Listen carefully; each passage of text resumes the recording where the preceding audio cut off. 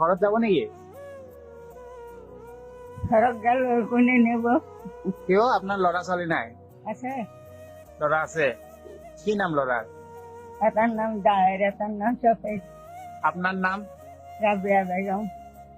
ঘৰত নাযায় এতিয়া? কোম্পানি বেড়ে যাম কিমান বছৰ হ'ল অহাৰ কাৰণে আপোনাৰ? ফাগুনত এসছে, এবাৰ ফাগুনত। ল'ৰাক লাগি মনত পৰে নে? মনত পৰে বললে কি হবো, তাতে নিবিসৰে ভাল পায় নে ল'ৰা দুটাক আপুনি?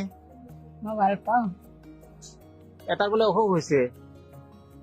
অসুখ হৈ থাকা ভাল হৈ থাকা।